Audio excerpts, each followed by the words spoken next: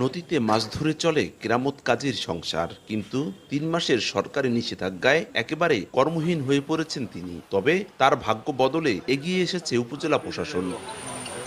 উপজেলা প্রশাসনের পক্ষ থেকে তার হাতে তুলে দেওয়া হয়েছে একটি বকনা বাছুর। বিকল্প কর্মসংস্থানের ব্যবস্থা হওয়াতে খুশি তিনি। গরু পাইছি, এই গরু বড় করমু, এই গরু বিয়াইবো, এই গরুর দুধ জনগণে খাওয়াইমু, মনে একটা আনন্দ লাগবো, টাকা পাইমু, পকেটে লইমু, খরবুসি কিনমু।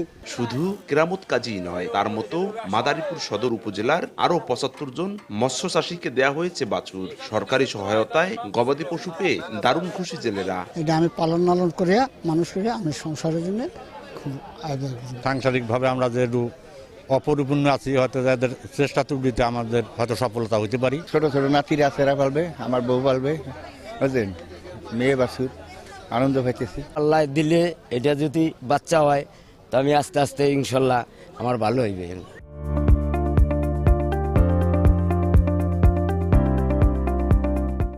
বিকল্প কর্মসংস্থানের অংশ হিসেবে জেলেদের মাঝে বাছুর বিতরণ করা হয়েছে বলে জানান জেলা মৎস্য কর্মকর্তা।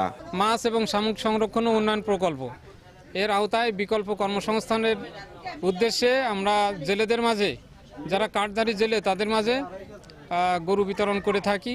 উদ্দেশ্য হলো যখন মাছের সিজন থাকে না, যখন কাজকাম থাকে না, কম থাকে, তখন যেন জেলেরা এই গরু লালন পালন করে এটা থেকে যে বাচ্চা হবে সেটা বিক্রি করে যেন স্বাবলম্বী হতে পারে। নদ নদীতে সরকার ঘোষিত মাছ ধরার নিষেধাজ্ঞার সময়ে জীবনযাত্রার মান স্বাভাবিক রাখতেই এই উদ্যোগ নেওয়া হয়েছে বলে জানায় উপজেলা প্রশাসন। একজন মৎস্যজীবী কোনো জীবিকার অভাবে না থাকেন এবং তার জীবনযাত্রা যেন স্বাভাবিক এবং সমুন্নত পর্যায়ে থাকে, এবং তিনি যাতে এই ধরনের যে আমরা মানে মৎস্য বিভাগ থেকে যেই গরু বিতরণ হচ্ছে সেটি লালন পালন করে তার উপকারটা যাতে পেতে পারেন, সেই কারণেই এই প্রকল্পটা গ্রহণ করা হয়েছে।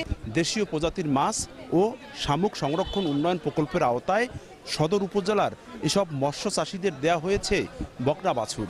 এর আগে একই প্রকল্পের আওতায় দেয়া হয় ছাগল, থাকার ঘর ও জেলেদের জন্য জাল, যা দিয়ে স্বাবলম্বী হয়েছেন এসব জেলেরা। সঞ্জয় কর্মকার, অভিজিৎ, সময় সংবাদ, মাদারীপুর।